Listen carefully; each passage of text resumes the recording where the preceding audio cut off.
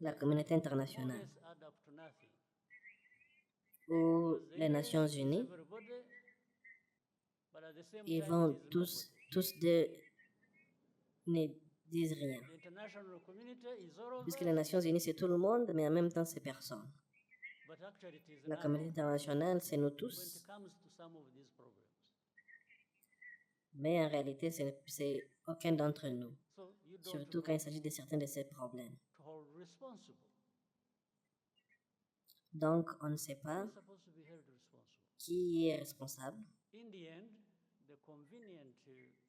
ou qui doit être coupable. La raison pour laquelle, à la fin,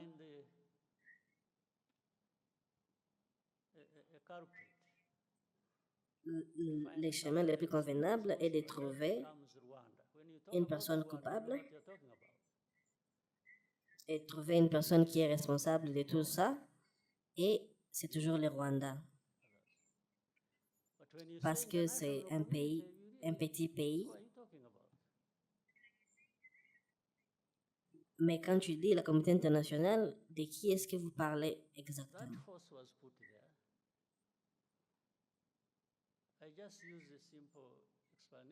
La force a été mise au Congo. J'utiliserai une explication toute simple.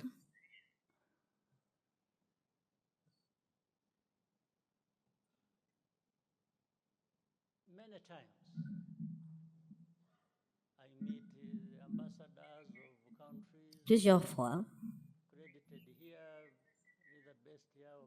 je croise des ambassadeurs des pays qui sont basés ici ou ailleurs. Je croise des ministres de différents pays. Quand tu parles du problème congolais,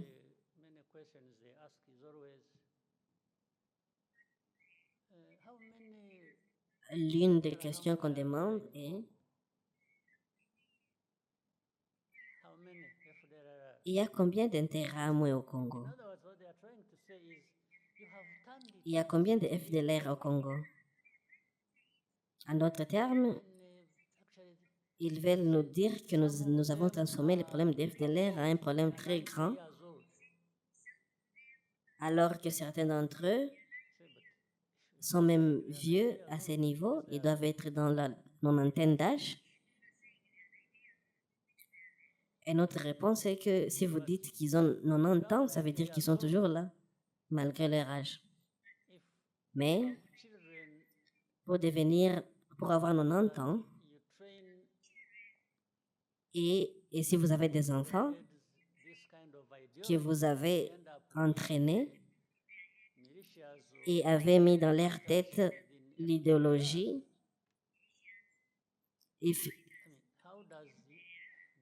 et finissent par devenir des rebelles et de nouveaux FDLR, alors comment est-ce que quelqu'un qui a 90 ans n'est pas responsable? Donc la question de savoir il y en a combien, la réponse la plus facile pour moi est: pourquoi ne pas demander aux forces des Nations Unies que vous avez placées au Congo de vous le dire? Il y en a combien d'FDLR? Vous avez envoyé cette force des Nations Unies au Congo pour aller traquer les FDLR.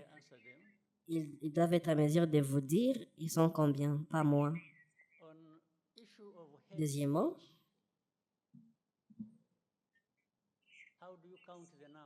sur la question de dialogue des haines, comment est-ce que vous comptez le nombre? Si c'est le président du pays qui est le Congo, ou son assistant, ou d'autres chefs au Congo, publiquement parlent de génocide, ou parlent d'attaquer le Rwanda, ou toutes sortes de choses en relation avec d'idées génocidaires. Comment est-ce que vous comptez ces nombres-là? Donc, vous voulez me dire, il y a combien de gens qui donnent des discours de haine pareils?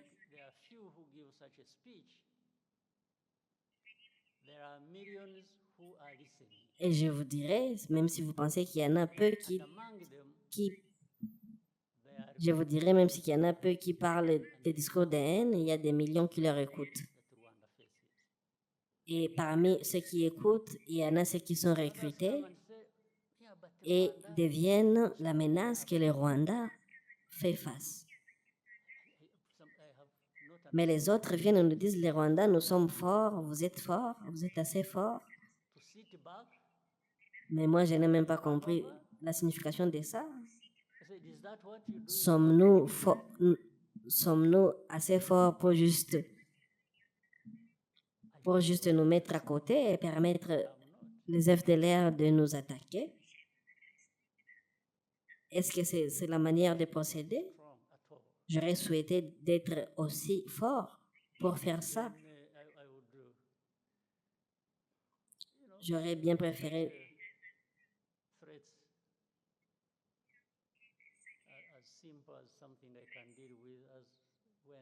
si j'étais aussi fort que ça, je prendrais certaines de ces menaces comme des menaces simples à gérer. Mais hélas, nous ne sommes pas aussi forts pour ignorer ces menaces.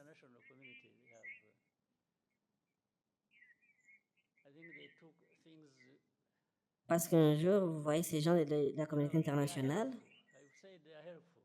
je pense qu'ils prennent les choses. Des fois, ils sont importants et des fois, ils nous aident, mais d'autres fois, ils nous aident à nous créer des problèmes. Donc, d'une manière, ils nous aident, d'autre sens, ils nous aident à nous créer des problèmes.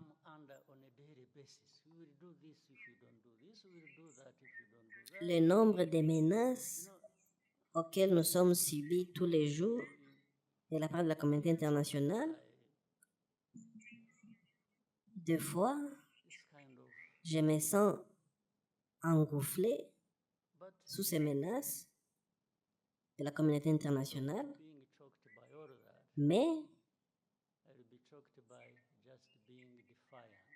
je préfère m'engouffler moi-même par mon attitude de défaillant et je vais vous dire d'aller au diable, d'aller en enfer. Vous ne pouvez pas créer des problèmes pour moi et en même temps me condamner et me menacer. Comment?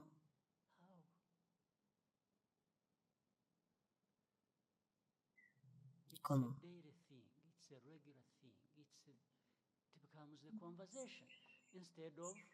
C'est quelque chose qui se passe chaque jour, tous les jours. Ça devient une conversation. Au lieu de trouver la solution à un problème, comme ça doit se passer,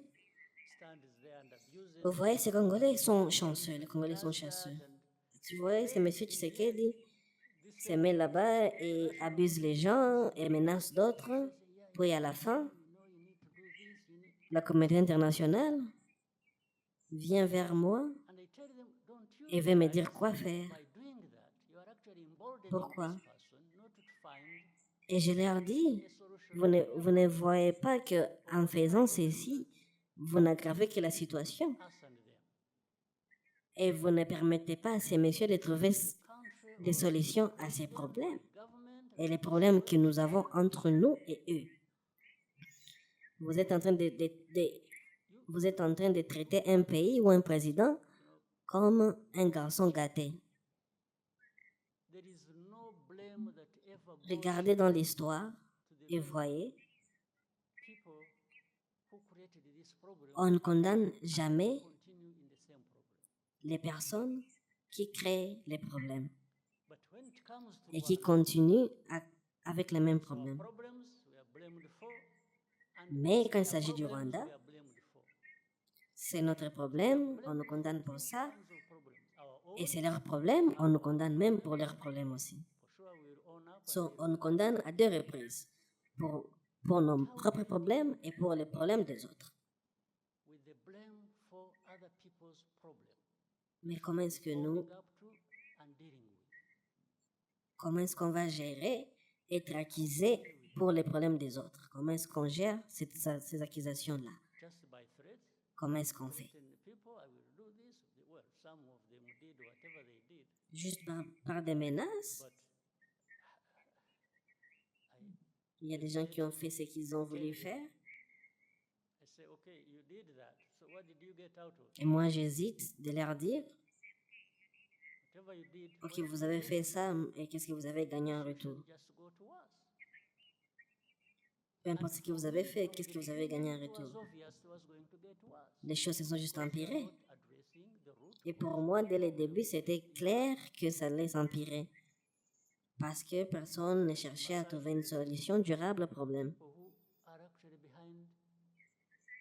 Juste massager et caresser les personnes qui sont derrière les problèmes.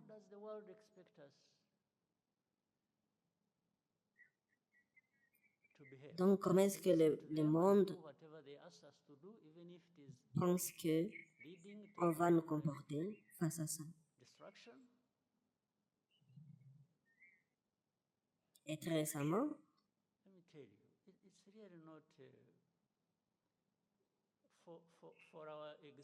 même si ça nous conduira à notre propre destruction, mais sachez que pour notre existence, pour notre bien-être,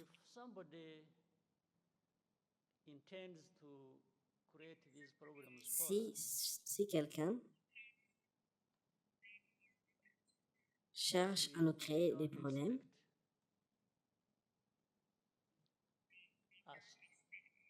nous ne nous attendons pas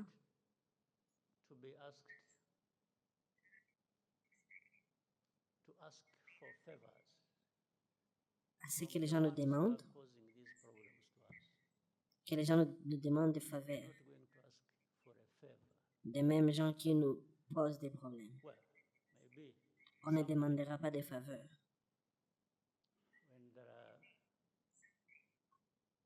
Peut-être un jour, quand il y aura des gens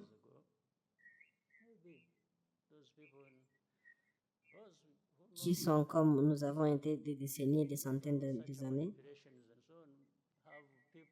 qui sait, peut-être, passer par une manipulation pareille, et les gens pensent que c'est cette manière, c'est la manière dont on va vivre. Mais sachez que dans la vie de certains d'entre nous,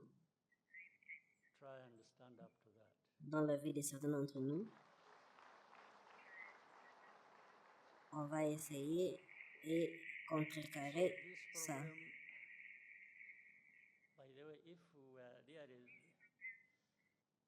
Donc, ces problèmes, sachez que si réellement on était au Congo pour leur minerai, on serait déjà 100 fois plus riches que nous le sommes maintenant.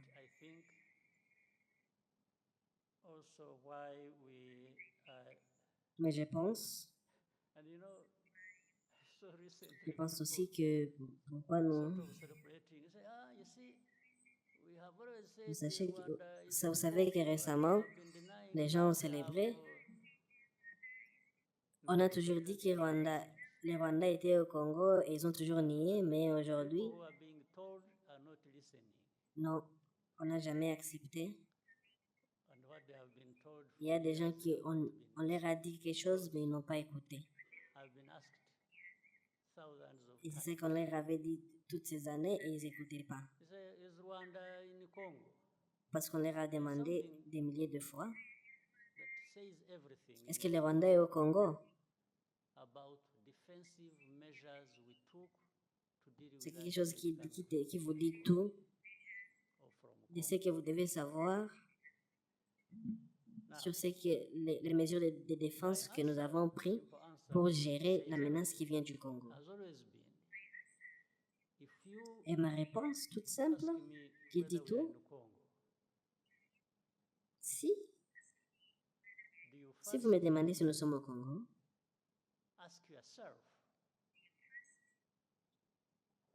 est-ce que d'abord, vous vous demandez vous-même pourquoi le Rwanda serait au Congo? Oui, vous trouverez la réponse, même sans me demander. Si vous vous posez la question de savoir pourquoi les Rwandais au Congo,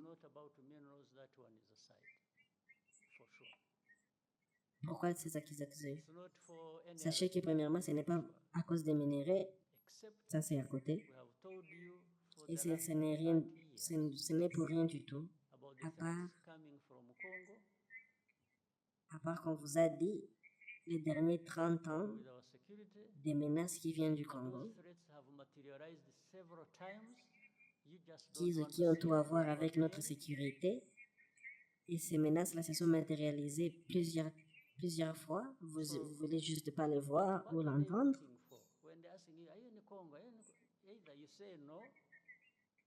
Mais qu'est-ce qu'ils cherchent? En nous demandant si nous sommes au Congo, si nous sommes au Congo, si nous sommes au Congo, qu'est-ce qu'ils cherchent en nous demandant cette question? Si je dis non, et la question de mesures de défense que nous avons prises, les gens penseront que ces mesures n'existent pas. Et si je dis oui, et ça devient l'unique problème au monde à gérer pour tout le monde. Even les avocats qui sont ici, chaque problème disparaîtra. Si je disais oui, nous sommes au Congo. On a même fait ça très facile pour eux, de mettre leurs problèmes sur nos épaules.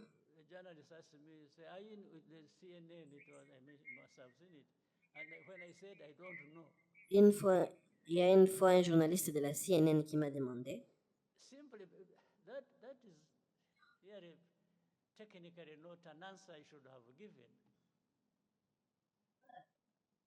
but also technically it is an answer that would not take me to court.